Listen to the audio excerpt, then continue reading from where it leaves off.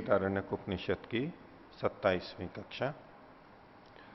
बृहदारण्यक उपनिषद के चतुर्थ अध्याय को हम देख रहे हैं।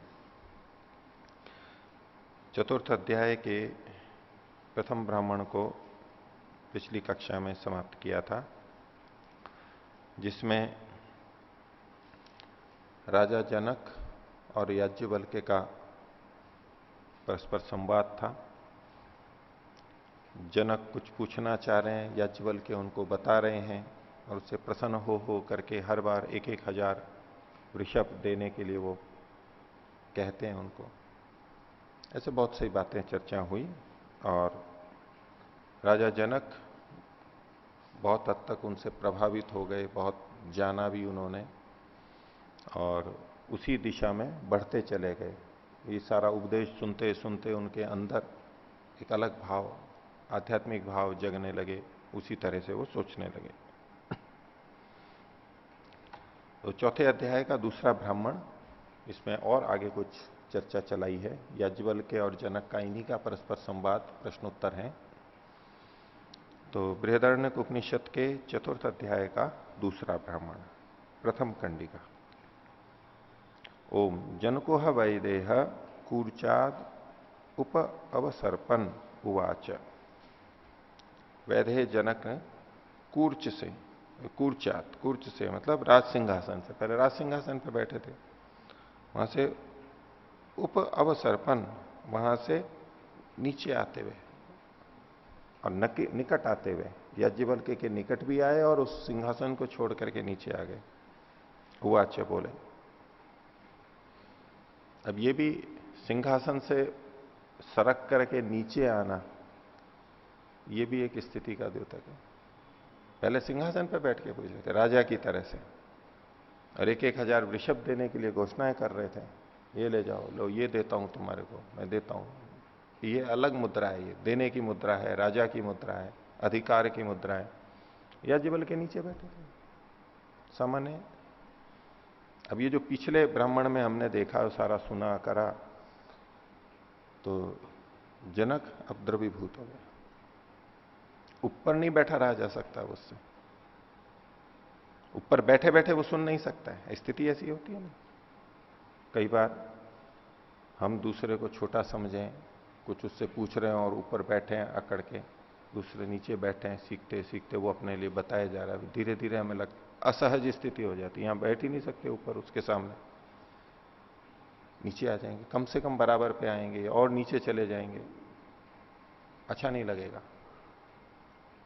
तो राजा जनक सिंहासन छोड़ करके सरक के नीचे आ गए और पास में आ गए। पहले दूर से बैठे हुए सुन रहे थे, अब नजदीक आ गए, निकट आ गए। और क्या कहते हैं? नमस्ते अस्तु याज्ञवल्क्य। याज्ञवल्क्य, आपको नमन हो, आपका मैं सम्मान करता हूं। नमस्ते तो बोल दिया ना, सम्मान किया। नमस्ते अस्तु याज्ञवल्क्य अनुमा शाधी थी, मेरे को और उपदेश दीजिए, मेरे को और उपदेश दीजिए, मेरे को मेरा और शासन कीजिए, मुझको और शिक्षा कीजिए, मेरे को और अनुशासन में लीजिए, ये शिक्षा दीजिए। सहोवाच, वो बोला याज्ञवल्क्य, यथा वै सम्राट महंतम अध्वानम एशियन रथम वा नावम वा समाददीत। जिस प्रकार से कोई सम्राट बड़े मार्ग को पार करना हो, यानी बहुत दूर जाना हो, तो रथ लेगा या नाव लेगा? दूर जाने के लिए तो लेना पड़ेगा साधन। निकट जाना है तो पैदल या कैसे भी चला जाएगा। छोटी नदी पार करनी है, छोटा तालाब पार करना है तो तैर के भी हो जाएगा, नाव की आवश्यकता नहीं है। लेकिन दूर जाना है तो नाव चाहिए, तो चाहे थल पे हो चाहे जल में हो, कोई साधन चाहिए। तो जिस प्रकार कोई राजा बड़े मार्ग को पार करने की इच्छा से जाता हुआ रथ या नाव को ग्रहण करता है, ऐसे एवं एवं एता भी उपनिषद भी समाहित आत्मा असी एव। तो उसी प्रकार इन उपनिषदों के द्वारा समाहित आत्मा वाला हो गया है। तो उपनिषद एक तरह से वाहन की तरह, एक लंबी यात्रा है ये, मुक्ति को पाना है, आत्म तत्व को प्राप्त करना है, तो उसके लिए साधन चाहिए। तो ये उपनिषद उसके साधन के रूप में प्रस्तुत होगा। दूर का रास्ता वैसे नहीं चला जा सकता है। उपनिषदों के माध्यम से अध्यात्म का मार्ग चल सकता है इस साधन के रूप में। तो उसको तुमने प्राप्त कर ही लिया है, उपनिषदों को प्राप्त कर ही लिया है। वो सिंहासन से सरक के नीचे आया, पास आया, तो यही बात का द्योतक है कि मेरे को और बताओ, और पूछ रहा है। तो बोले तुमने तो प्राप्त कर ही लिया है इसको सब, ये उपनिषद को प्राप्त कर लिया है। वृंदारक आढ़्य सन अधीत वेद उक्तोपनिषद का इतो विमुच्य इतो विमुच्य माना क्व गमिष्यति थी। लेकिन फिर भी कुछ तो कहना ही था। बोले प्राप्त तो कर लिया है तुमने जो, और तुम बड़े पूज्य हो, वृंदारक हो, श्रेष्ठ हो, आठे हो, धनवान हो, संपन्न हो, और ये ऐसा होते हुए भी अधीत वेद हो, तुमने वेदों को पढ़ लिया है। उक्तोपनिषद का, तुम्हारे लिए उपनिषद कही जा चुकी हैं, पढ़ाई जा चुकी हैं तुम्हारे को, सब तुम्हारे को हो गया। दो चीजें कही हैं, एक तो सम्मान वृंदारक और एक आढ़्य धनवान। दो मुख्य चीजें होती हैं, यश और धन। इनको प्राप्त किए हुए भी तुमने वेद को पढ़ लिया है और उपनिषद को पढ़ लिया है, ये भी उसकी प्रशंसा है। क्योंकि जिनके पास ये दो चीजें होती हैं वो प्राय इस ओर नहीं आते, कोई कोई आता है। तो इनको प्राप्त होते हुए भी ये सब तुम्हारे पास उपलब्ध हैं, तुम इनको भोग नहीं रहे हो और उपनिषद की कथाएं सुन रहे हो, चर्चाएं कर रहे हो। धन को भोगने के लिए तुम्हारी इच्छा नहीं हो रही है, साधनों को, सुख को नहीं लेना चाहते, नहीं तो ले सकते थे, सब कुछ है तुम्हारे पास। ये होते हुए भी तुम ऐसे कर रहे हो, तो ये तो अच्छा है, तुमने सब कुछ सुन लिया है। अब और क्या बताऊं तुम्हारे को, लगभग बता ही दिया है। फिर ये बताओ, इन सबको प्राप्त करके, उपनिषद को करके तुम जाओगे कहां, पहुंचना कहां है तुम्हारे को, ये पता है? तुम विनीत होकर के आ गए हो, सुन रहे हो, लेकिन ये सब करके जाओगे कहां, प्राप्त क्या करोगे, उसका निश्चय है?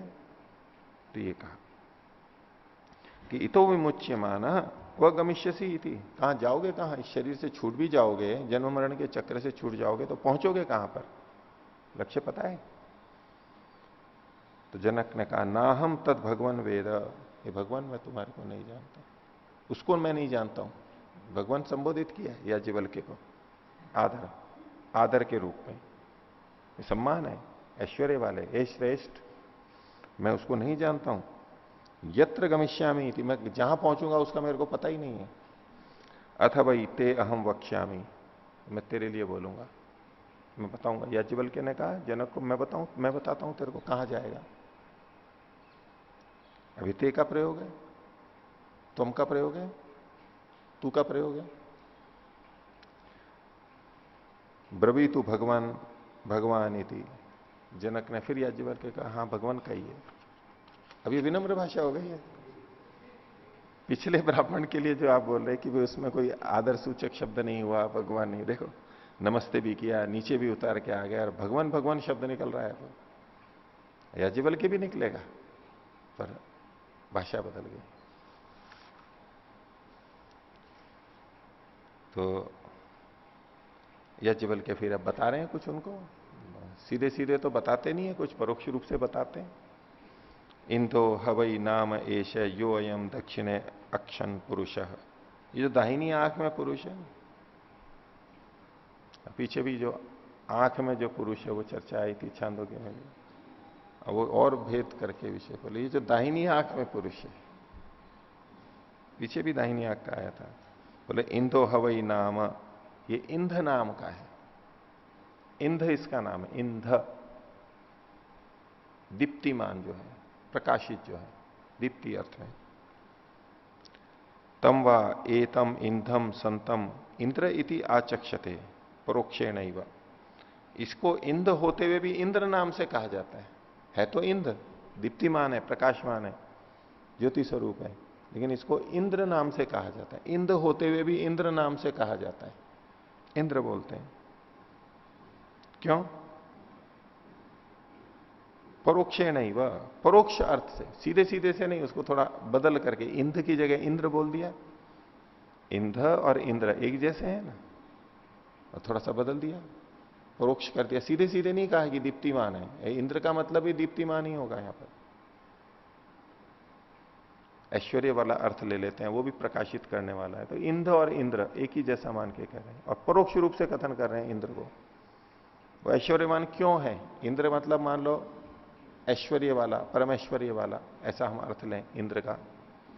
और इंद्र का मतलब है दीप्ति वाला। तो इसका ऐश्वर्य इसलिए क्योंकि वो दीप्त है, क्योंकि वो ज्ञानवान है। यही तो उसका ऐश्वर्य है मुख्य। उसके कारण ही तो बाकी सारा ऐश्वर्य दिखाई दे रहा है। अगर वो दीप्तिमान ना हो तो क्या ऐश्वर्य है उसका?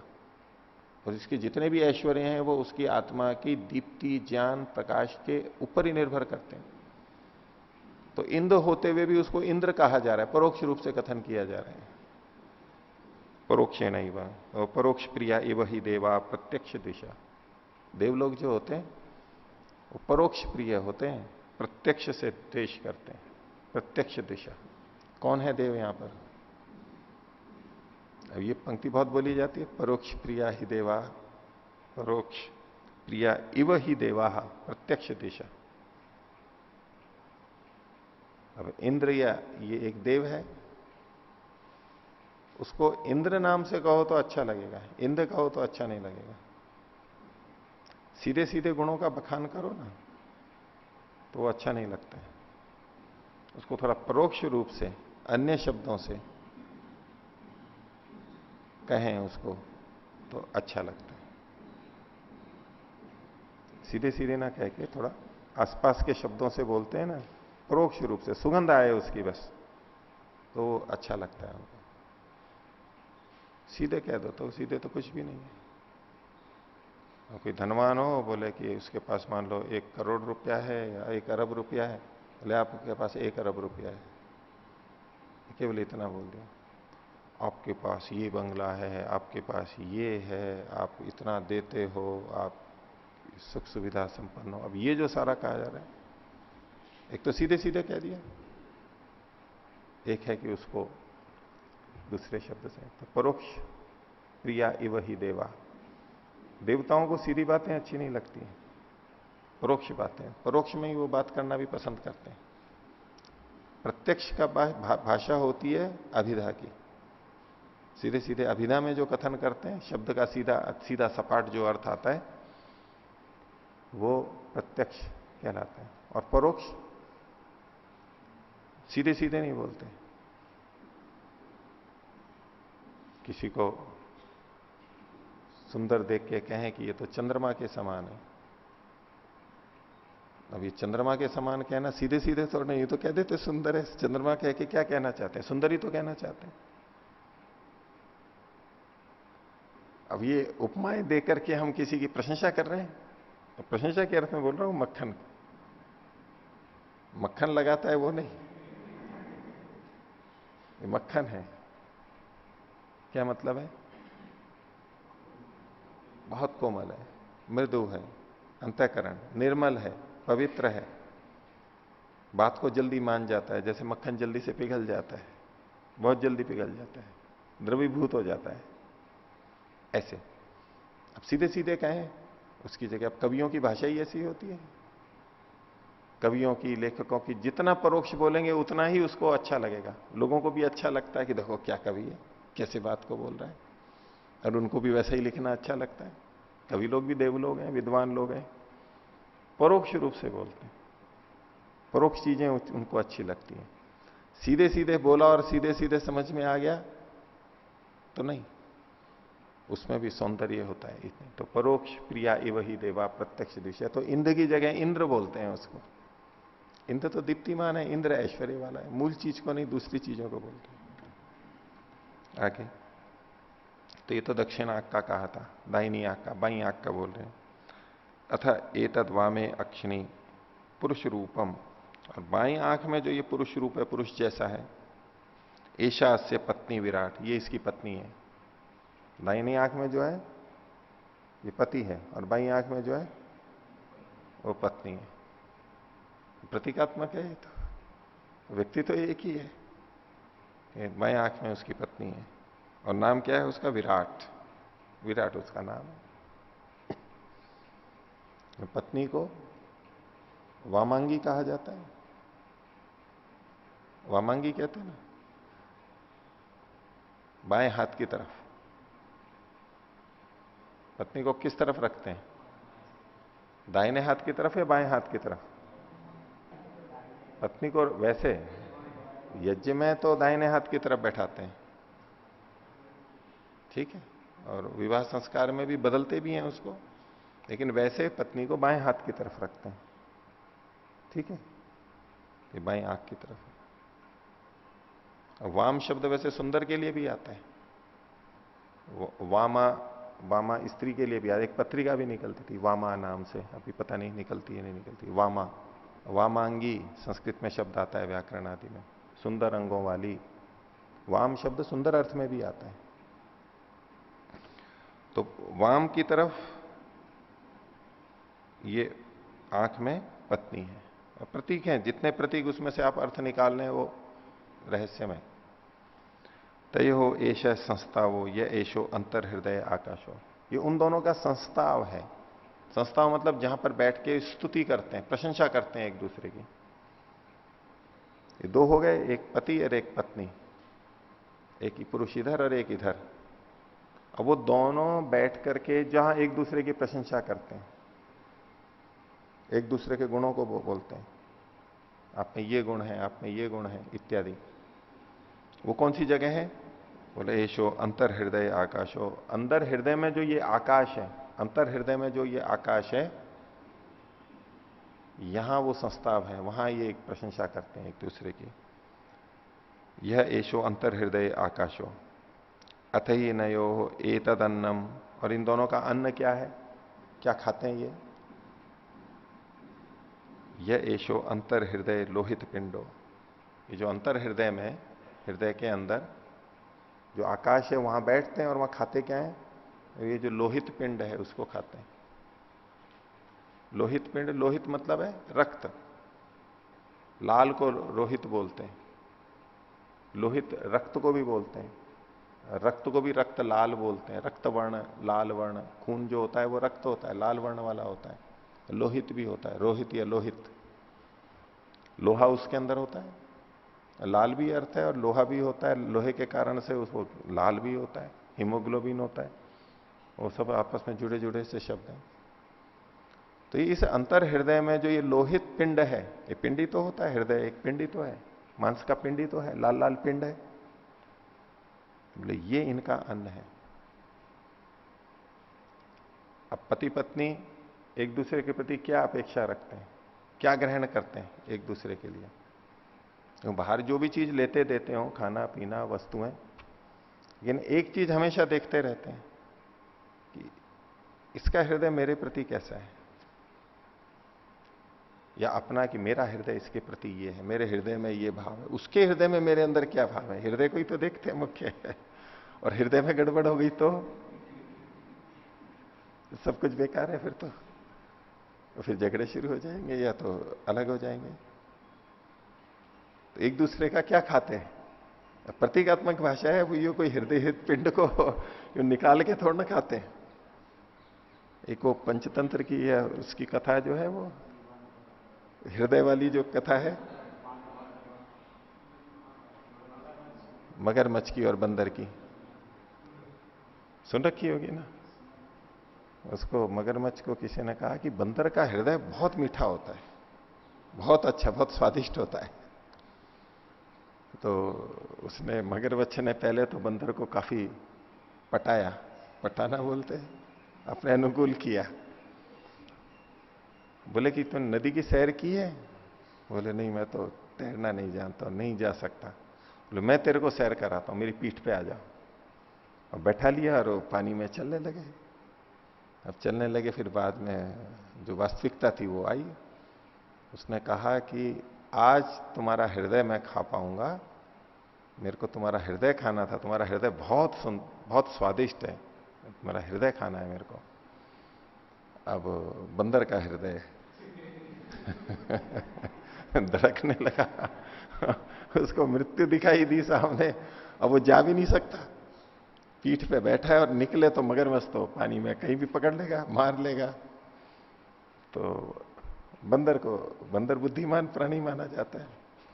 तो बोले रे मित्र, तुमने पहले नहीं बताया मेरे को, तुम्हारी ये इच्छा थी तो पहले ही बता देते। मैं, मेरा हृदय तो मैं अपने पेड़ पे ही छोड़ आया। तुम बता देते तो मैं फिर उसको साथ में ले आता, फिर खा लेते तुम। अब मगरमच्छ तो मोटी खाल वाला होता है, उसकी बुद्धि उतनी नहीं होती है। अब वो भी बात में आ गया। उसने कहा अच्छा ऐसा है क्या, तो चलो वापस किनारे पे चलते हैं और तुम पेड़ पर से उसको हृदय को लेकर के आ जाओ। वो किनारे पे आ गया। अब बंदर को तो यही तो चाहिए था, किनारे पे आ गए और पेड़ पे चढ़ गया। तो वो हृदय खाने वाली वैसी तो बात है नहीं यहां पर, ये पति पत्नी और एक दूसरे के उस हृदय पिंड को खाते हो। हाँ विपरीतता हो जाए तो फिर वो हृदय को ही खाते हैं एक दूसरे के।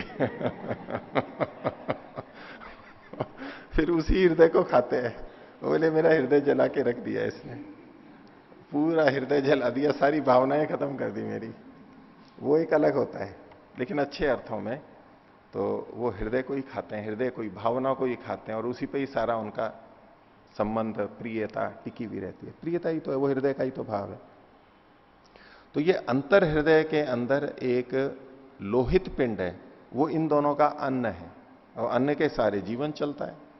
और तो गृहस्थ जीवन भी तो अन्न के सहारे ही चलेगा ना, गृहस्थ रूपी जीवन इस अन्न के सहारे चलेगा। ये अन्न नहीं है तो गृहस्थ जीवन नहीं चल पाएगा, नहीं चल पाता। ये लोहित पिंड कहां पर है? अंतर हृदय। आप उस संदर्भ को देखें थोड़ा, ये इससे विषय खुल रहा है। तो ये आत्मा कहां है? ये अंतर हृदय में है। जब हम ये कहते हैं, तो जब वो अंतर हृदय शब्द आता है तो हृदय शब्द के आते ही फिर करने लग जाते हैं कि ये जो मांसपिंड है इसी को लेने लग जाते हैं। अब यहां देखो, उस अंतर हृदय में लोहित पिंड को बताया गया है। इसका मतलब अंतर हृदय, ये जो हृदय शब्द है इस लोहित पिंड के लिए नहीं कहा जा रहा था। यहां पर पीछे भी जहां आत्मा का स्थान है वो एक स्थान है। पीछे भी जो कहा येषो अंतर हृदय आकाशो, अंतर हृदय में आकाश है। अब ये अंतर हृदय का मतलब, हृदय का मतलब वो लोहित पिंड नहीं है। ये लोहित पिंड तो अलग लिख दिया है। वो जो लाल लाल पिंड है, रक्त क्षेपक पिंड है, उसको नहीं कहा जा रहा है, वो स्थान है। जैसा कि महर्षि दयानंद ने भी इसको हृत प्रदेश कहा है। वो हृत प्रदेश का मतलब वो हृदय नहीं होता है, हृदय के पास वाला स्थान है। तो ये इससे भी हमें वही संकेत मिलता है कि हृदय यानी तो वो हृदय एक प्रदेश है, ये मुख्य स्थान, स्थान को वहां पर कहा जा रहा है। इस जगह आत्मा है और उसमें एक लोहित पिंड है, लाल रंग का पिंड है। आगे अथईनयोर एतत् प्रावरणम यदि तत् अंतर हृदय जालकम। और यहां इन दोनों का एक प्रावरण भी है, ढक्का ढकान भी है, चादर भी है जो इनको ढक करके रखती है। रक्षक है, इनको ओढ़ करके जिसको रख सकते हैं वो भी यहां पर है। वो क्या है? यदि तत् अंतर हृदय जालकम इव, यहां अंतर हृदय में जो जाल के समान फैला हुआ है, वो जाल तो सिराओं का जाल, नाड़ियों का जाल जो फैला हुआ है इधर आसपास में, उसके अंदर बोले वो ऐसा है जैसे कि इनका एक आवरण है। आगे यदि तत् अंतर हृदय जालकम इव अथ एनयोर एषा स्मृति संसरणी यैषा हृदयात ऊर्ध्वम नाड़ी उच्चरती। और इनकी संस्कृति क्या है? संसरणी, इनके निकल करके जाने का रास्ते का मार्ग क्या है? तो बोले ये जो हृदय से ऊपर नाड़ी जाती है ये इनका चलने का स्थान है। तो हृदय के ऊपर से नाड़ी निकलती है, मोटी नाड़ी, ऊपर घूम करके नीचे जाती है और ऊपर भी चली जाती है सिर की तरफ, और नीचे भी आती है, ऊपर से निकलती है। ये इसमें से एक नाड़ी निकल रही है, वो इनके जाने का रास्ता है। फिर आगे का यथा केश सहस्रदा भिन्न एवं अस्य एता हिता नाम नाट्यो हो अंतर हृदय प्रतिष्ठिता भवंती। तो जिस प्रकार से केश के, बाल के, जो कि 1000 बार जिसको भिन्न किया गया हो, काटा गया हो। अब 1000 बार काटा गया हो तो मतलब यूं लंबाई में नहीं, यूं पोर की तरह यूं नहीं, यूं तो बड़ा लंबा हो और उसके 1000 टुकड़े करें।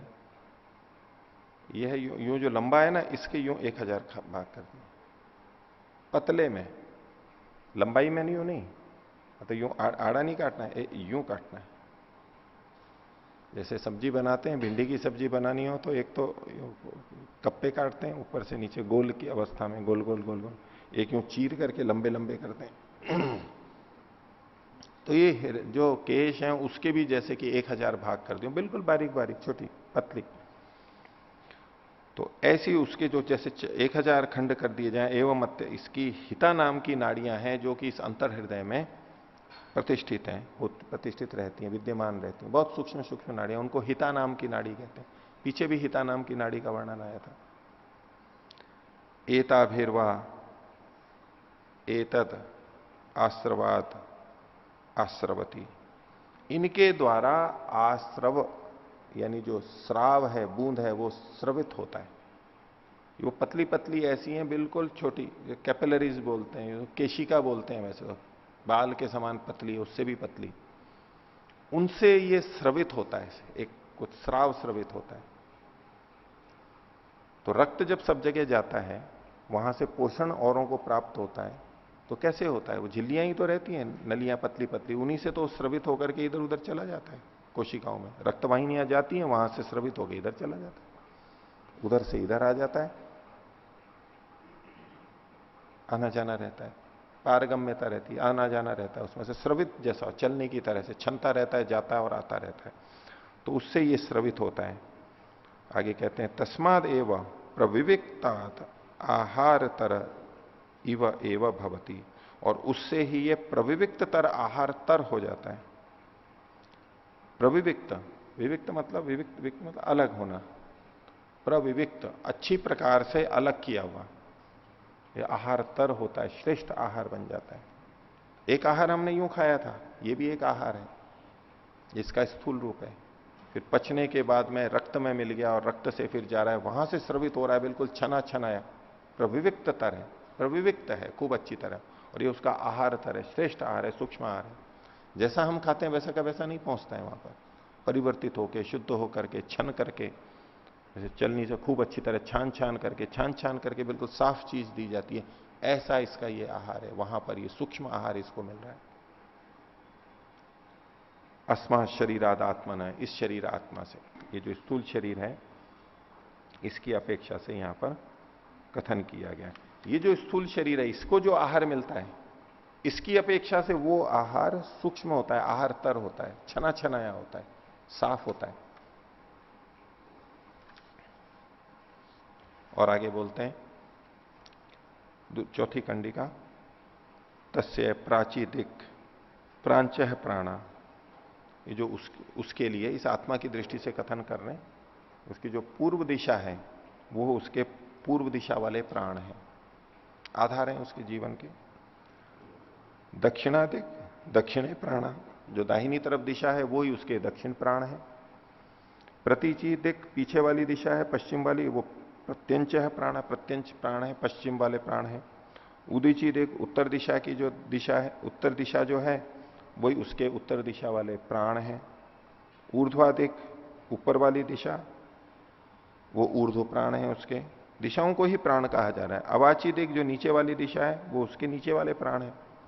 सर्वादिशा सर्वे प्राण, सारी दिशाएं उसके सारे प्राण है, दिशाएं ही जैसे उसके प्राण है। अगर हमारे जीवन में से दिशाएं हटा ली जाएं तो कैसा जीवन लगेगा? काल कोठड़ियों में रखते हैं, वहां कईयों को ऐसी कोठड़ी में रखते हैं बहुत सकड़ी होती है, और जिसमें वो बैठ भी नहीं सके ढंग से, सीधे बैठ भी नहीं सकता, खड़ा नहीं हो सकता, थोड़े टेढ़े बैठ गए, इधर हो गए, और बहुत परेशान हो जाता है आदमी। और किसी को एक को ऐसी जगह जैसे कि एक छोटा पेटी जैसी हो और उसी में बांध करके रख दिया जाए, हिल भी नहीं सकता है, करवट भी नहीं ले सकता, बैठ नहीं सकता है, थोड़ी देर तो सो लेगा आराम से, और कितनी देर, उसके बाद में परेशानी शुरू हो जाएगी। वो करवट बदलना चाहता है, हिलना चाहता है, लेकिन हिलेगा नहीं, बड़ा कष्ट होगा, उठ नहीं सकता, इधर नहीं जा सकता, उधर नहीं जा सकता, बिल्कुल एक ही जगह कर दो, दिशाएं हटा दो, ऐसा लगेगा जैसे प्राण निकल जाएंगे मेरे।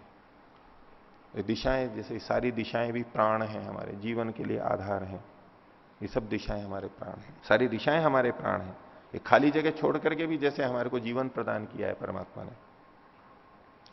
स एष न इति आत्मा, ये जो न इति वाली आत्मा है, अब सारी दिशाएं हैं वो परमात्मा के रूप हैं, परमात्मा के सब गुणधर्म वहां पर बताए गए हैं, मनसा परिक्रमा मंत्र में इत्यादि जो सारे हैं तो परमात्मा। अब नयति नयति आत्मा का एक लक्षण जाता है, ये परमात्मा के लिए कहा जा रहा है। नयति नहीं, ये भी वो नहीं है, ये भी वो नहीं है, ऐसा करके जो बचेगा वो है वो आत्मा।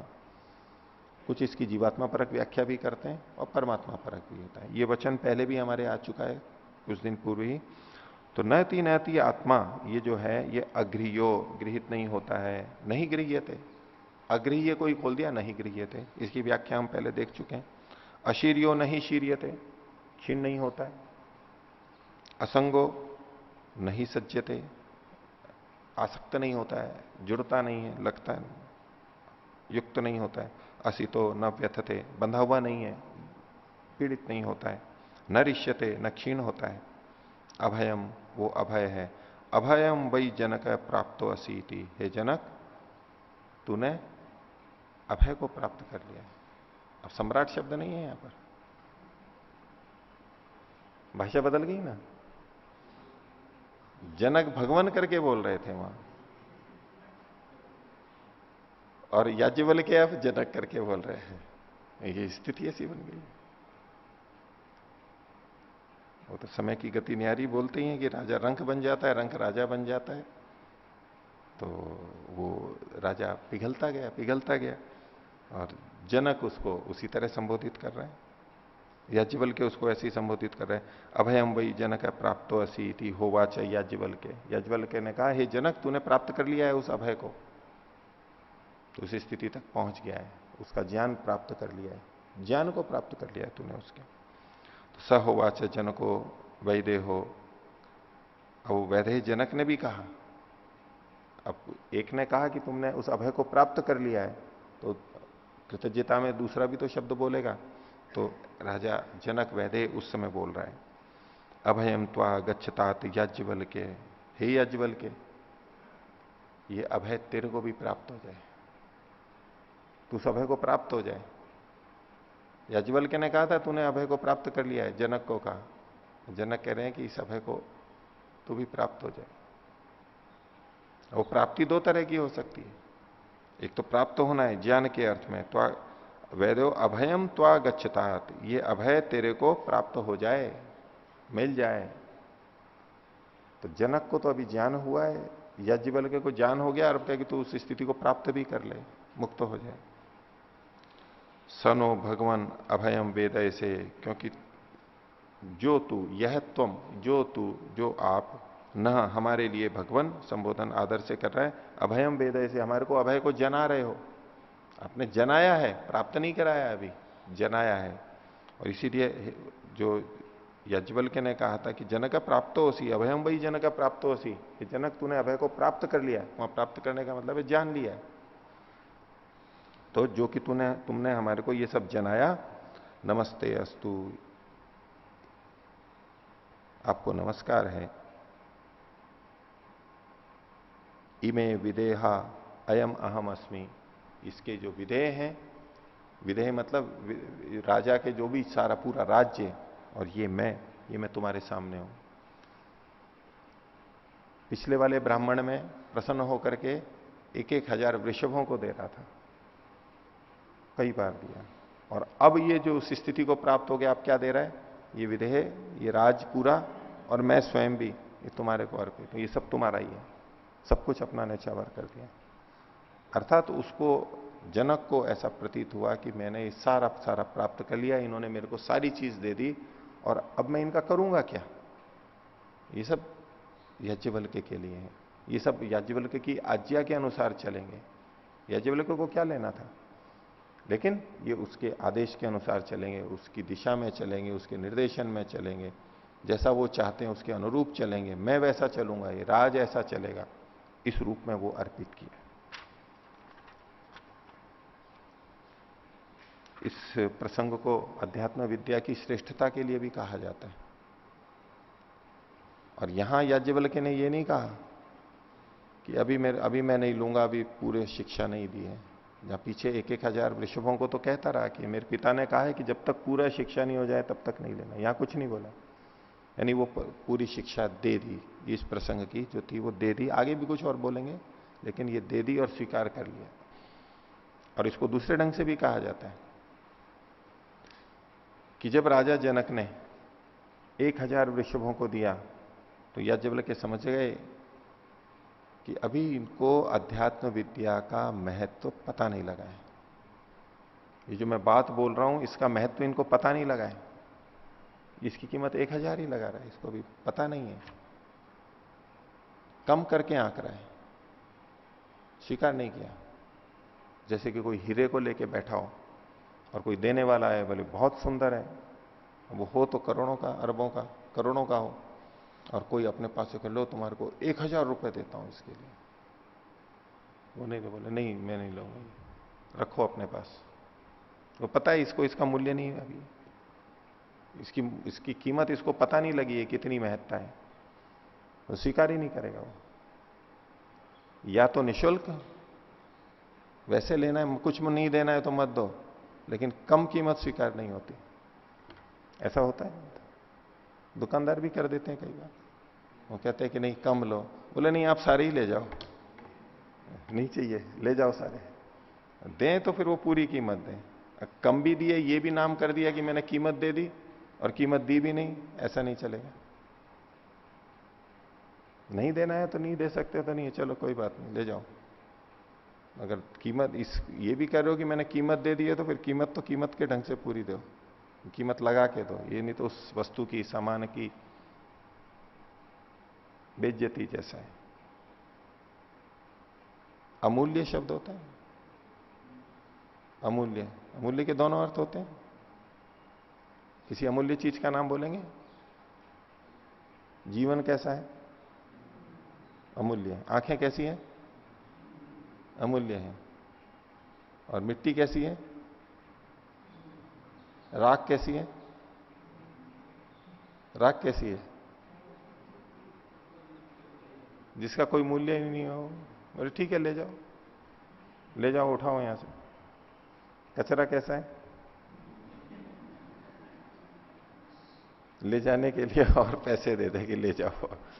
तो एक अमूल्य वो होता है जिसका कुछ भी मूल्य नहीं होता है, और एक वो अमूल्य होता है कि जिसका कोई मूल्य नहीं होता है, मतलब हर मूल्य कम पड़ता है उसके लिए। एक वो अमूल्य होता है, एक जिसका कोई कीमत ही नहीं है, कुछ बिना वैसे ही है, कोई कीमत ही नहीं है उसकी। कौड़ी है, जैसे कौड़ी के दाम बोल देते हैं, कुछ भी नहीं। तो जब उसने अपने आप को समर्पित कर दिया, अब इसने कीमत को समझा है इसकी। इसको अध्यात्म विद्या की महत्ता को, बड़प्पन को कहते हैं कि देखो ये वो विद्या है जिसके लिए विदेह ने, राजा जनक ने अपने को और अपने राज्य को पूरे को अर्पित कर दिया। और मैं भी आपको क्या दे रहा हूं? लोग ऐसे प्रस्तुत करते हैं, इस कथा को भी बोलते हैं, हम आपको क्या दे रहे हैं? अध्यात्म विद्या दे रहे हैं। आप क्या दो ये नहीं बोलते, वो शिष्टाचार है। बस केवल इतना बताया इसकी महत्ता के, परोक्ष प्रिया इव ही देवा, प्रत्यक्ष नहीं बोलेंगे। पूर्ण समर्पण हो तो ये विद्या समझ में आएगी, तो गति होगी। सब कुछ, अपने को भी और अपने सब परिवार को, संपत्ति को, सब कुछ न्यौछावर कर दिया। समर्पण, गुरु के प्रति ही समर्पण नहीं हो रहा है, हो पा रहे हैं, तो ईश्वर के प्रति क्या समर्पण होंगे? तो सबसे पहले गुरु के प्रति पूरे समर्पित होना चाहिए। अब अध्यात्म को इस ढंग से भी ले जाते हैं लोग, अपने प्रति सारा समर्पण करवा लेते हैं उसका, वो भी आ जाता है।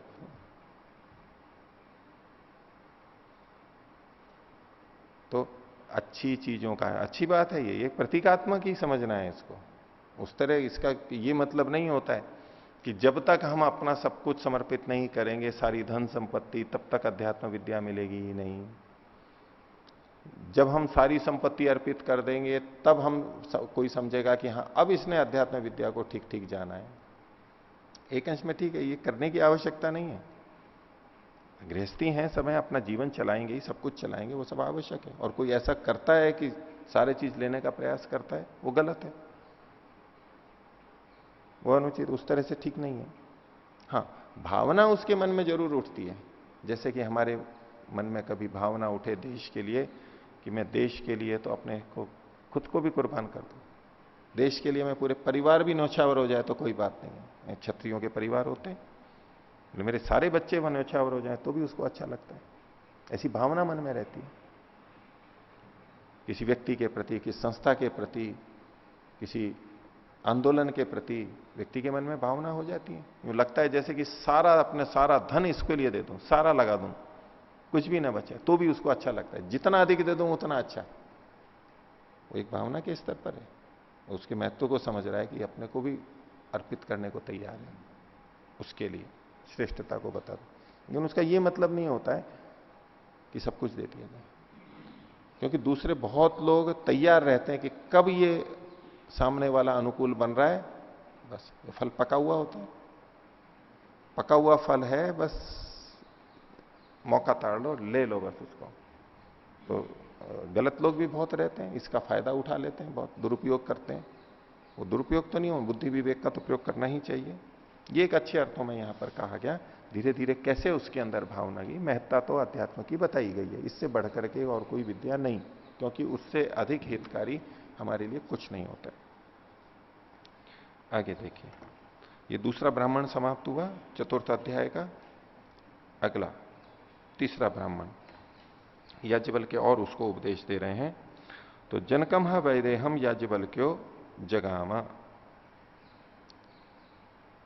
याज्ञवल्क्य फिर जनक के पास पहुंच गए, आते जाते रहते हैं। अब कुआं प्यासे के पास आ रहा है या प्यासा कुएं के पास में जा रहा है, ये भी बात रहती है ना। तो नियम तो यही है, प्यासा कुएं के पास में जाता है, प्यासा कुएं के पास में जाता है। पर विपरीत भी होता है, कभी कुएं को भी प्यासे के पास जाना होता है। लेकिन कई बार कुआं सोच लेता है कि मैं क्यों जाऊं वहां पर, प्यासे को मेरे पास आना चाहिए, तो उसका पानी फिर वैसा ही रह जाता है, नया पानी नहीं आता, सड़ भी जाता है। और कई कुएं को भी जाना होता है। तो ये कोई नियम नहीं है, ये ठीक है, कुएं की दृष्टि से तो कुआं तो चल ही नहीं सकता है, क्या जाएगा दूसरे के पास। अब नल लग करके घर घर में जो पानी पहुंच जाता है, क्यारी में, खेतों में पानी इधर उधर पहुंच जाता है, वो क्यारियां कहां कुएं के पास में जाती हैं। प्यासा कुएं के पास जाता है या कुआं प्यासे के पास में जाता है?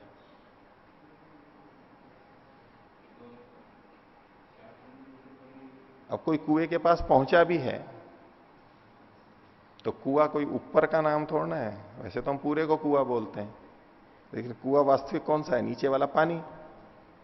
तो आदमी क्या वहां उतर के सीधा, वो भी होता है बावड़ियों के अंदर तो, लेकिन तो वहां से भी तो पानी निकाला जाता है। वाकई तो वो कुआं यानी पानी प्यासे के पास ही तो पहुंचा है, उसको कुएं में ही डूब करके थोड़ा ना जाएगा कोई, वो पानी निकलेगा और वो हमारे अंदर जाएगा, वो हमारे पास पहुंचा है। अलग अलग ढंग से देख सकते हैं। तो खैर याज्ञवल्क्य वहां जाते रहते होंगे, चर्चा करते रहते होंगे, तो फिर एक बार राजा के पास पहुंचे। स मैंने न वदिष्येति, और उसने ये सोच रखा था कि आज मैं कुछ नहीं बोलूंगा, आज कुछ नहीं बोलना है मेरे को, बस उसके साथ में रहूंगा। क्योंकि जनक भी विधेय थे, बहुत बड़े माने जाते थे, साधक, भले ही राजा थे। वो वहां पर एक साधना कर रहे थे राजा की स्थिति में, राजा के पद पर रहते हुए भी। याज्ञवल्क्य ने किसी कारण से मन में सोच लिया कि मैं कुछ बोलूंगा नहीं है आज। ये बहुत पूछता रहता है, बता दिया बहुत, अब क्या बोलना है, आज तो मैं चुप रहूंगा, अपने अंदर की स्थिति में रहूंगा, आत्मस्थ रहूंगा। तो स मैंने न वदिष्येति, प्रश्नों का उत्तर नहीं दूंगा। तो अतः जनकश्च वैदेहो याज्ञवल्क्यश्च अग्निहोत्रे समुदाते। वो दोनों बैठ करके अग्निहोत्र के बारे में चर्चा करने लगे कुछ आपस में। शास्त्र तो दोनों ही जानते थे, चर्चा करने लगे वो।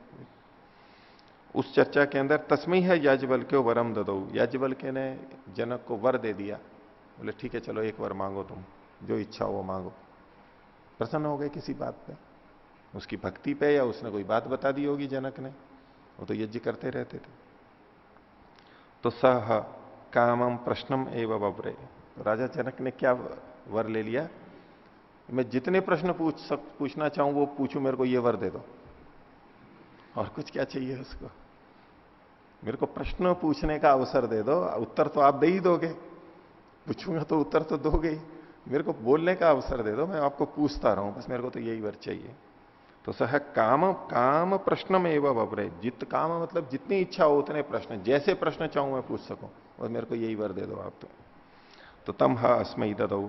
याज्ञवल्क्य ने कहा वर तो बोल ही दिया, वचन दे दिया, बोले ठीक है यही वर देता हूं। तो चुप रहने का था, लेकिन चुप रह नहीं पाएगा वो, प्रश्न करेंगे तो उत्तर देना होगा अब।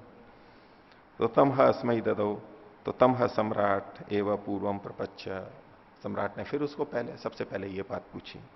क्या पूछा? अब एक नया प्रकरण शुरू कर रहे हैं, एक अलग ढंग से समझने का तरीका है आत्मा को। बोले याज्ञवल्क्य किम ज्योतिरयं पुरुषायति। याज्ञवल्क्य, ये पुरुष जो है, जिसको पुरुष कहते हैं, ये किस ज्योति वाला है? ज्योति कहते हैं प्रकाश को, अग्नि को भी बोलते हैं, प्रकाश को बोलते हैं। और प्रकाश जो है वो ज्ञान रूप प्रकाश की बात है। किससे इसको ज्ञान होता है? किस प्रकाश वाला है, यानी किस प्रकाश की सहायता से ये ज्ञान प्राप्त करता है, बोध प्राप्त करता है? तो किम ज्योतिरयं पुरुषायति। याज्ञवल्क्य ने कहा आदित्य ज्योति सम्राट इति होवाच। हे सम्राट, सूर्य इसकी ज्योति है। सूर्यो ज्योति ज्योति सूर्य स्वाहा। और सूर्य की ज्योति है, सूर्य का प्रकाश है। उसी के लिए आगे कह रहे हैं कि आदित्येन एव अयम ज्योतिषा आस्ते। ये आदित्य की ज्योति से ही ये बैठ पाता है, ये पुरुष मनुष्य। पल्ययते, चारों ओर घूम पाता है। कर्म कुरुते, विभिन्न कर्म कर पाता है। विपल्येति, और विपरीत आना जाना लौटना करना वो सब कर पाता है। इत्येवम एव एतत् याज्ञवल्क्य। जनक ने कहा कि हाँ आपने ठीक बात कही है याज्ञवल्क्य, ठीक है। तो पुरुष किस ज्योति वाला है? आदित्य की ज्योति वाला है। ये एक बात हुई। अब वो पूछता है आगे जनक, अस्तमिते आदित्य याज्ञवल्क्य किम ज्योतिरेव अयं पुरुषेति। अब जब सूर्य छुप जाता है तब किस ज्योति वाला होता है? तब भी तो ज्ञान होता है इसको। अभी आदित्य ज्योति वाला है तो आदित्य तो दिन दिन में रहता है, रात्रि में आदित्य के अस्त होने पर किस ज्योति वाला होता है? तो बोले चंद्रमा एव अस्य ज्योतिर्भवति। बोले उस समय चंद्रमा ज्योति होता है, चंद्रमा से उसको देख लेता है वो चीजों को। चंद्रमसा एव अयम ज्योतिषा आस्ते। वो बैठता है, पल्ययते, इधर उधर घूमता है, कर्म कुरुते विपल्येति। तो जनक कहता है एवं एवं एतत् याज्ञवल्क्य। याज्ञवल्क्य ठीक है, ये चंद्रमा ज्योति हो गई।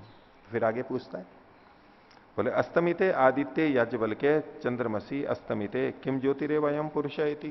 बोले जब चंद्रमा नहीं, जब सूर्य भी, आदित्य भी छुप जाता है और चंद्रमा भी छुप जाता है, दोनों अस्त हो जाते हैं, तब किस ज्योति वाला होता है? ज्ञान तो तभी भी होता है इस पुरुष को।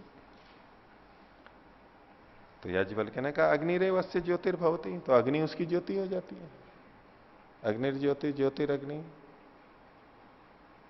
अग्नि ज्योति है, ज्योति अग्नि है, तो अग्नि से काम चलाता है, उससे उसको ज्ञान हो जाता है। अग्निना एव अयम ज्योतिषा आस्ते पल्ययते कर्म कुरुते विपल्येति। वो सब वो कर्म वैसे ही करता है। जनक ने फिर कहा कि ठीक है ये ऐसा ही है, ये याज्ञवल्क्य आप ठीक कहा आपने। और फिर आगे पूछता है, अस्तमिते आदित्य याज्ञवल्क्य चंद्रमसी अस्तमिते शांते अग्नो किम ज्योतिरेव अयम पुरुषेति। सूरज भी छुप गया, चंद्रमा भी अस्त हो गया और अग्नि भी बुझ गई, अब कैसे ज्ञान होता है इसको? ज्ञान तो अभी भी होता है, बिना ज्ञान के तो अभी भी नहीं रहता है। कोई कौन सी वो ज्योति है जिससे इसको ज्ञान होता है? तो याज्ञवल्क्य ने कहा वाग एवस्य ज्योतिर्भवति। इस समय वाक ज्योति होती है, वाणी ज्योति होती है, शब्द ज्योति होता है। वाचा एवं अयम ज्योतिषा हस्ते। अब वो वाणी के माध्यम से बैठता है, चलता है, कर्म करता है, वापस लौटता है। जब बिल्कुल अंधेरा हो तो कैसे पता लगता है? एक दूसरे का बहुत कौन है, कहां है, तो पुकारते हैं ना, वो भी बोलते हैं हाँ मैं इधर हूं। वाणी से ही काम चल जाता है। कुछ भी नहीं है, अग्नि भी नहीं है, बत्ती बिल्कुल गुल, अब क्या करेगा? तो वाणी से पता लग जाता है कौन कहां बैठा है, क्या है, खटपट होती है, उससे पता लग जाता है। तो शब्द भी ज्योति हो गया ना, हमारे को ज्ञान देने वाला हो गया, वाक ज्योति हो गया। तो तस्माद वही सम्राट अपनी यत्र स्व पाणेर न विनिर्जायते अथ यत्र वाग उच्चरति उपैव तत्र नियति। तो बोले हे सम्राट, ऐसा अंधेरा हो जाए कि हाथ को हाथ ना सूझे, हाथ भी नहीं दिखे, खुद का हाथ भी नहीं दिखाई दे, ऐसा अंधेरा। यत्र स्व पाणिर न विनिर्जायते, जहां अपना हाथ भी नहीं दिखाई दे रहा हो, ऐसी जगह पर भी जो वाणी का उच्चारण किया जाता है तो इस वाणी के उच्चारण के आधार पर ही वो इधर उधर चला जाता है और ज्ञान प्राप्त कर लेता है। हम सरकते हैं ना, आते जाते हैं, बहुत कुछ जानते हैं शब्द से। जंगल में हो, अंधेरा हो, देख इधर रहे हो और पीछे से खड़खड़ आवाज आए या कुछ और पत्तों की आवाज आए, कुछ और हो, तो एकदम से हमारे को बोध होता है, अंधेरे में भी बोध होता है। तो वाणी तो शब्द तो वहां भी हमारे को ज्ञान कराता है। याज्ञवल्क्य के ऐसा ही है। जनक ने फिर उसको यही कहा। लेकिन जनक को तो ये था ना कि जितनी इच्छा हो उतने प्रश्न करो, वो पूछता जा रहा है, पूछता जा रहा है। गुरु पिछली सारी बातें दोहराता है कि अस्तमिते आदित्य याज्ञवल्क्य चंद्रमसी अस्तमिते शांते अग्नौ शांतायम वाची किम ज्योतिरयम पुरुषाय थी। सूर्य भी अस्त हो गया, चंद्रमा भी छुप गया और वाणी भी छुप गई। वाणी भी अभी कोई आवाज भी नहीं है। ज्ञान तो तब भी होता है। तब किससे ज्ञान होता है इसको? वो कौन सी ज्योति है जिससे ज्ञान होता है? तो इसका उत्तर दिया याज्ञवल्क्य ने, आत्मा एवं अस्य ज्योतिर्भवती। बोले आत्मा ही उसकी ज्योति बनती है, स्वयं आत्मा उसकी ज्योति बनती है, उसी से उसको ज्ञान होता है अंदर। आत्मा आत्मना एवं अयम ज्योतिषा आस्ते। उस आत्मा रूप ज्योति के द्वारा ही वो बैठता है, इधर उधर आता है, कर्म करता है, लौट के आता है। अब जब शब्द भी नहीं हो, कुछ भी नहीं हो, भाई मूक बधिर भी तो होते हैं ना, उनको कुछ सुनाई दे रहा है ना है, और अंधेरा भी हो गया, लेकिन फिर भी कुछ तो बोध रहता ही है।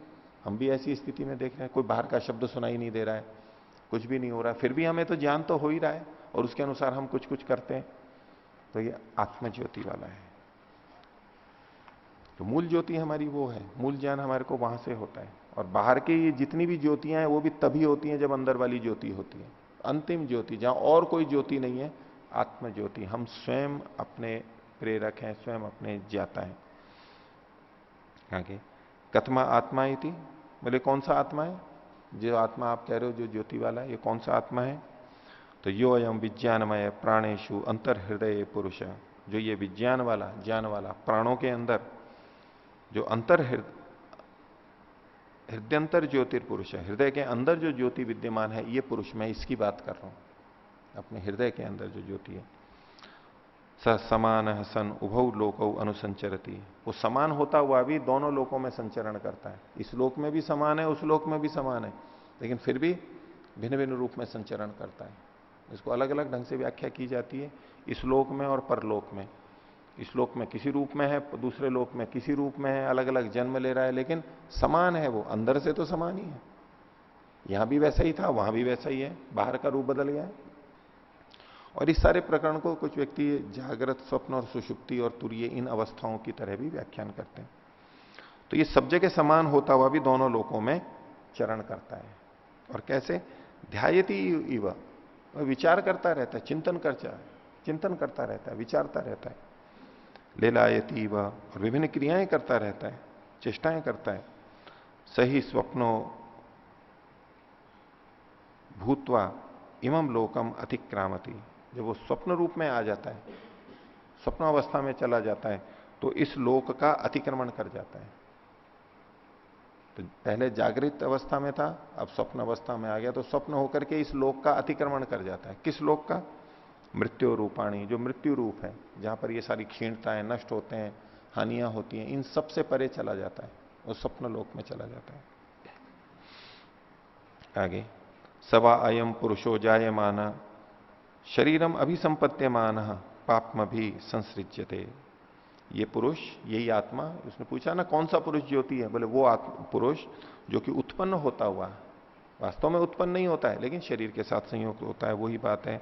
तो जायमान मतलब शरीरम अभिसंपत्त्यमान, शरीर को प्राप्त करता हुआ। ये जायमान का अर्थ वही है, शरीरम अभिसंपत्त्यमान पापम भी संसृज्यते, पाप से युक्त हो जाता है। शरीर को धारण करता है तो पाप से युक्त हो जाता है। अरे पाप का मतलब वो अधर्म वाला ही नहीं, अधर्म भी करने लगता है, वो भी जुड़ता है, लेकिन यह पाप का मतलब है दुख, पीड़ा, बाधा, बंधन, उससे युक्त हो जाता है। दुखमय व जन्मोत्पत्ति, जन्म लिया है तो दुख और पाप और सीमा यानी क्षीणता, एक बंधा हुआ होना, वो सब चीजें प्राप्त होने लगती हैं। शरीरम अभिसंपत्त्यमान पापम भी संसृज्यते। दुख और न्यूनता को, ये हमारे को आगे भी पता लगेगा कि यहां ये अर्थ अधिक संगत है। और स उत्क्रामन म्रियमाण पाप मनोविजहाती, और जब वो यहां से उत्क्रमण करता है, म्रियमाण है, मरण होता हुआ उसका, पाप को छोड़ देता है। अब यूं तो देखेंगे तो एक शरीर को छोड़ा दूसरे शरीर में गया, तो क्या पाप को कैसे छोड़ दिया उसने? इस शरीर में था तब पाप से युक्त था, शरीर को छोड़ दिया तो पाप से रहित हो गया। ये सामान्य जो जन्म के बाद जन्म हो रहे हैं वहां तो ये पाप से ही युक्त हो रहा है, क्षीण क्षुद्रता से, सीमा से, कमी से, न्यूनता से युक्त हो रहा है, दुख से युक्त हो रहा है। ये जो उत्क्रमण है इसका मतलब है मुक्ति की तरफ जाता हुआ, वो उत्क्रांत हो जाता है मरने के बाद में इस पाप से। यानी ये जो छोटापन है, लघुताएं हैं, दुख है, बंधन है, इन सब से वो हट जाता है, जैसे कि सबसे हट गया और वो असीम परमात्मा में मिल जाता है, उससे युक्त हो जाता है, तो अब उसको कोई बाधा, पीड़ा, क्षीणता, न्यूनता नहीं रही। तो संचित स उत्क्रामन म्रियमाण है पाप मनो विचाहती, इसको छोड़ देता है। आगे तस्य वा एतस्य पुरुषस्य द्वे एव स्थाने भवता, इसके दो ही स्थान होते हैं। कौन से दो स्थान? इदम च परलोक स्थानम च, ये लोक और परलोक दो ही स्थान होते हैं। अब ये लोक को यहां इस दृष्टि से देखेंगे, एक तो इस जन्म का, और परलोक मतलब दूसरा जन्म, ये भी एक अर्थ होता है। एक यह का मतलब हो गया यहां जो हम जन्म मरण चल रहा है ये सारा का सारा, और परलोक मतलब तो मुक्ति। ये दो ही स्थान होते हैं, या तो बंधन में रहेगा या मुक्ति अवस्था में रहेगा। और संध्याम तृतीयम स्वप्न स्थानम, और संध्या जो है सायकाल का भाग है, बीच का भाग है, वो स्वप्न स्थान है उसका। तस्मिन मध्य स्थाने तिष्ठन एते उभय स्थाने पश्यति, जब बीच में रहता है तो दोनों चीजों को देखता है, इसको भी देखता है बंधन को और उसको भी देखता है मुक्ति को, इस लोक को भी और उस लोक को भी, दोनों को देखता है। इसको स्वप्नावस्था की दृष्टि से भी कथन किया गया। इदम च परलोक स्थानम च, इस लोक को भी और परलोक को भी।